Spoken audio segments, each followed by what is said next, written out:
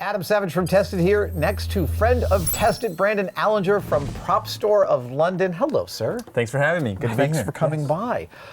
We have here some pieces of a new auction you guys have coming up. It's a different kind of auction for you, but I'm fascinated by the artist whose work it is. We're talking about Nilo Rodis-Jamero. Yes, yeah, that's right. I met Nilo a number of years ago when I was doing the Star Wars costumes book, because of course he designed the costumes for Return of the Jedi. Yeah. And I think a lot of Star Wars fans, their early exposure to Nilo was through these sketchbooks, which they did at the time. I grew up with these as well, looking at these different iterations and ideations of parts of the Star Wars universe.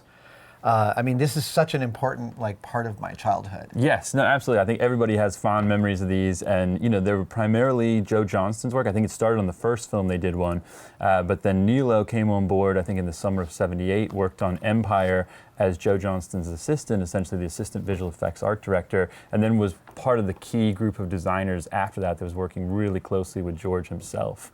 And for me, that's one of the most interesting things about Nilo, is he's one of those sort of Generation 1 guys who was in there working hand in hand with Lucas in the room with just, it would have been a table like this with him, George Lucas, Joe Johnston, and Ralph McQuarrie going, what's an Ewok? And how cool is that? No, it's insane. And to elaborate on this story, I actually know Nilo and worked with him back in the mid-90s. I mean, I knew Nilo before I worked for him as the designer of the Slave One. Of course. One of my all-time favorite ships. And I loved Star Wars for first putting the cockpit where I didn't expect it on the Millennium Falcon. That felt non-standard. And then the Slave One was like, what? The whole ship blew my freaking mind. Right, what's it doing? But I got to work with Nilo on both Flubber and Home Alone 3. Mm-hmm. And I got to watch, what you got here is some iterations of sketches, and many different sketches sometimes of the same object with different points of view and different ideas around it. And I got to participate in exactly that while working for him. When he designed the Weibo for Flubber, he had his own designs, and he also was like, I'm just not sure I've got enough scope. So he hired 3 or 4 other designers for a day to quickly bang out dozens of sketches to kind of really wrap his mind around a whole bunch of different forms before honing in on the one that we ended up building. Oh, that's interesting. It was really cool to watch the process happen, and to watch him, there were points where I had questions, like, what should these computer cards be? And he was like, great question, let's figure this out. And then we sat down with him, and he's like, okay, on this one I'm going to put a piece of tape, I'm going to write one of my daughter's names there. And this is the first time I saw the Easter egg being born into a film. Classic tradition. Absolutely. Yes. Yeah. Well, he's a talented guy. When I worked with him on the costume book, he had great stories and great memories. And I think he got to do those costumes for Return of the Jedi almost by default. Just in the early concept meetings, he started drawing characters, and then it was, well, what does it look like? Well, I guess it looks like this. And Richard Marquand, specifically the director, liked what he was doing and said Nilo should do the costumes. And of course, he had never done costumes. I mean, he's an industrial designer, right? He went to San Jose State, but all these guys and so many people at ILM where you worked, it's just that there's talent everywhere, and it crosses multiple disciplines, right? So people can step in and out of different things, and these guys specifically could just draw and just design and just brainstorm stuff. It's really amazing. Well, and in the same way that the early McQuarrie paintings, they don't just describe objects in a universe; they describe an entire universe, and Nilo's work does too. I know, having worked with him, what a narrative thinker he is. He's really considering the whole story and the whole universe. And actually, I just forgot this until just now, but Nilo is responsible for my first intersection with Hayao Miyazaki. Okay. That I was working on Home Alone 3, and this would be 1996.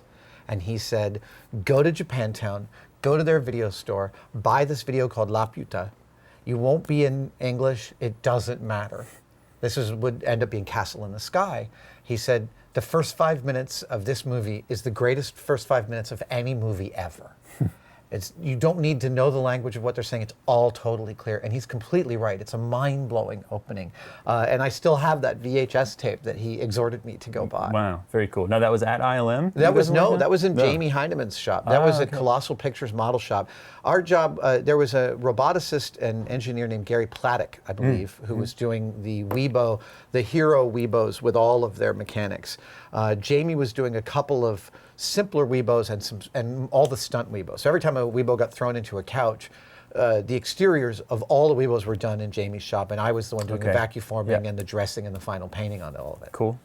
Very cool. You know, what came through, the more I realized how much history he had and how I kept plumbing him for information about working with George and working on the Star Wars films, was how much he still enjoyed the process. There was no jadedness in Nilo's love of the design, and that's actually really clear in these drawings, which are, again, this is a different auction for you. These are new drawings. They are, yeah. So I kept saying to Nilo, hey, why don't you do some new sketches? You know, comic artists frequently get asked to do commissions. Yeah. I said, do some sketches. We'd love to see you do some Star Wars sketches. You know, you have such a great style, that distinctive ILM style, and we'd love to see your take on it. And he finally said, all right, I'm going to do some, but I'm going to do them a little different. And I didn't know what that meant at first, but it basically meant he wanted to revisit the ideas, like you're saying. It's all about the concept and what is it in the story, and not just, you know, for him, it wasn't just, I want to remember the speeder bike and draw it, or the chicken walker. It was, well, what should a speeder bike be, and let's play with that, you know, and many iterations. And so that's what some of these things are, is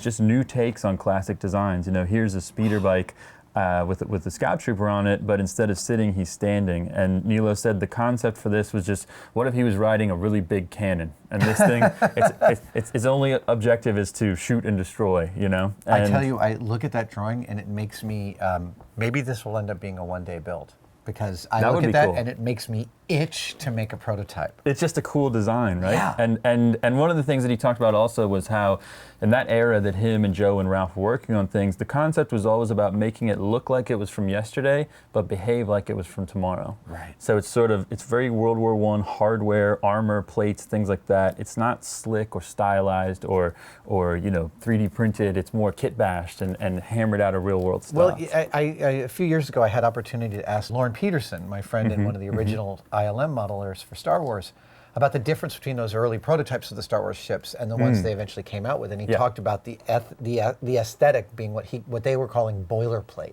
Yes. That it felt like you were in the engine room of a ship. So you didn't know what all those dials meant, but they clearly were part of a narrative. And when Nilo does these things, it's like up close you can see this is ballpoint pen or marker, and it's very, very rough, but move it like 4 feet away and I could build an entire model from this. I don't need any more information than this drawing to build a complete shooting model. Well, like you say, one day build. It'd be cool. This is totally something we're going to do. And I love the energy in these. You know, look at this one. Look how loose all the line work is. But one of the key things here is this is all done with ballpoint pen on paper. And so nothing digital, nothing computer, nothing even pencil. He said, you know, he works without erasers, and that's part of the fun of it. Is you put it down and it becomes what it is. And so all this line work is really searching for what this thing could be, and in a sense it's very loose, but it also has a great energy to it. And for him, he said that line work, that searching, is part of the design process. It's where you're finding things. Well, and there's one in here that I particularly love for that, is this, the stormtrooper, the trooper holding a gun that isn't drawn. Right. He started with some of the, well, there's going to be a scope on it, and there's some sort of grip thing there, but he hasn't gotten to the gun, and yet still, in the same way that a Mobius sketch is so evocative with just a few simple lines, the same thing here. The gesture is all there. Because you don't need it. It tells the story as is. Exactly. And so, you know, all these things are different versions. For example, here's a snow speeder with a single cockpit rather than a dual cockpit. Yeah. A bit like the A-Wing cockpit, right? I love the oblong guns up front. And the cockpit's much more streamlined. Yes. The real one is square. Yeah, and then all the coloring on these was done in colored pencil. And he said he actually went and looked for markers, but the markers they used at the time were turpentine-based, and he said you can't really get those anymore. Wow. And he said the modern markers, which are water-based, don't blend the same way. And so he said it doesn't behave like it used to when they were doing these things. So he sort of recreated the same effect through colored pencil. I thought that was fascinating to hear. That's really also. cool. This is a probe droid? Probe, yep, from the start of Empire. Man, I like the minion, the probe droid minion version here. Yeah, a little minion-like. Yeah. And this, so he did a series of chicken walkers or scout walkers, and what he said about the scout walker was he always felt like it looked like it was built out of plywood, just I guess too rigid, and so he did a more organic, a curved surface here, and then he did 4 or 5 of these that are all in the auction. And just the other day on Instagram, Doug Chang, who of course is amazing production designer of the prequels. Yes, and many other things. Yes, War of the Worlds, and still in there designing today, and Lucasfilm creative director, I believe. He did a version of this, and he posted on his Instagram where he said, here's something inspired by a piece I saw by Nilo Rodis recently, which was one of these sketches in our auction. So how cool is that? That is so cool. I will have a story to tell you. I'm going to bring an object over to show it. Hold on just a sec. Speaking of the difference between the curved and the straight, I was one of the first modelers on episode 2, and one of the things that I was asked to come up with was what might the predecessor to the Skyhopper that you see in Star Wars look like. So I came up with something that was quite similar in some ways, but added some paneling and definitely changed the whole engine design.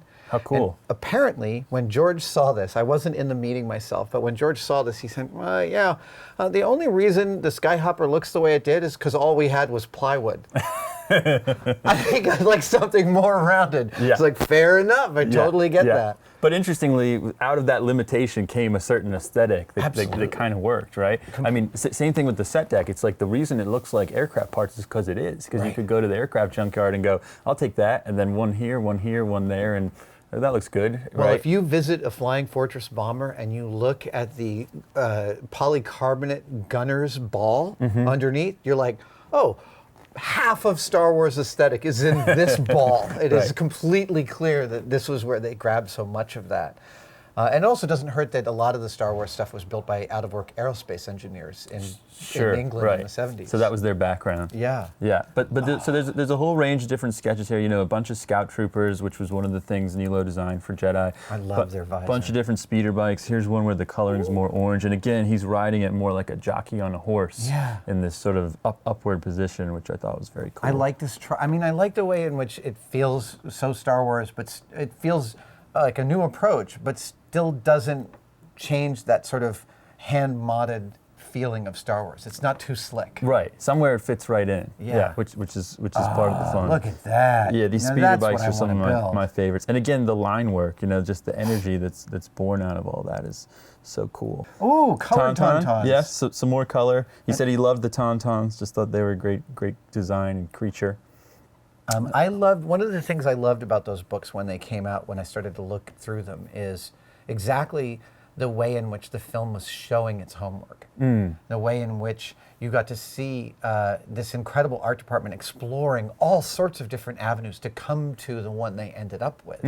And that was really inspiring as a young maker, realizing that it's just as much an iterative process for someone at the absolute peak of their field as it is for anybody else. Yeah, I mean, that's interesting to hear, because probably with Star Wars, there was as much in the way of documentaries and making of type books, these art of books, as any other movie that had come before it, right? So I think there's probably a lot of people out there working in the film industry, you could speak to it, who were inspired by not just Star Wars the movies, but Star Wars the process of making a movie, who went on to get involved in that industry. Well, it's the first time, Silent Running was before that, really important, and 2001, but the cultural intersection with those two films was so much different than Star Wars, because in Star Wars, the modelers and the shop itself, Industrial Light and Magic, was one of the stars of the film, and became one of the sort of the cultural juggernauts that we understand. People, for me, looking at like famous monsters of Filmland in the 70s was where I discovered people did this for a living. And I was looking at, oh my gosh, is this a sandcrawler? That's an Imperial tank. So before they had walkers for Hoth, they were thinking tanks, right? So this is sort of going back to a Hoth tank. Amazing. And all these are being sold in the auction, which is running right now. Because they're modern sketches, they're relatively affordable. They're starting between $150 and $500. And to get an original sketch by one of the key guys who was there at that time, pretty wonderful. Originals would be a lot more. Yeah, if it was from the film, it'd be far more expensive. That's right. I appreciate you constructing an auction in which the price threshold is lower. It allows more people to enjoy this. I have some original sketches from films that I admire that I've purchased over the years, and I love having them up on the wall. Yeah. That actually, I find it really inspiring to see them framed and given a place of pride. Well, I think these designs, designs in general in the film production process, they're so important, right? Because it essentially all starts on a page. Yeah. I mean, all the things around us that you've built replicas of, at some point, 90% of those started in somebody's sketchbook, right? I mean, that's the birth of it, really.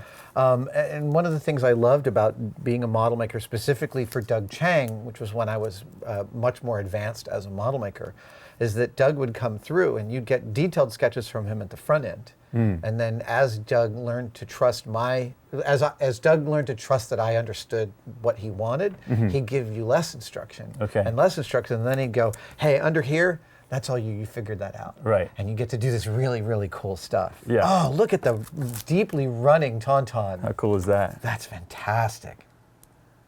I like that he's got some sort of falcon hood on or something like that. Yeah, just slightly different, you know, just sort of working from more the concept of serving a story as opposed to what did it look like exactly in that final movie. And he's using a little bit of white out here on top of some of the sketching. I mean, again, the work is all clearly extant in each of these drawings. It's a beautiful collection. Yeah, I mean, when I talk to Nilo, he describes himself as a designer, not an artist. But there's a lot of artistry in these works, and it takes on its own life. And even though in his mind it's all about serving the director, explaining a concept to a director, I think someone like myself or anyone who's really a fan of pop culture, you look at it and you go, that's a piece of art. Totally. You know? I don't make the distinction. Yeah.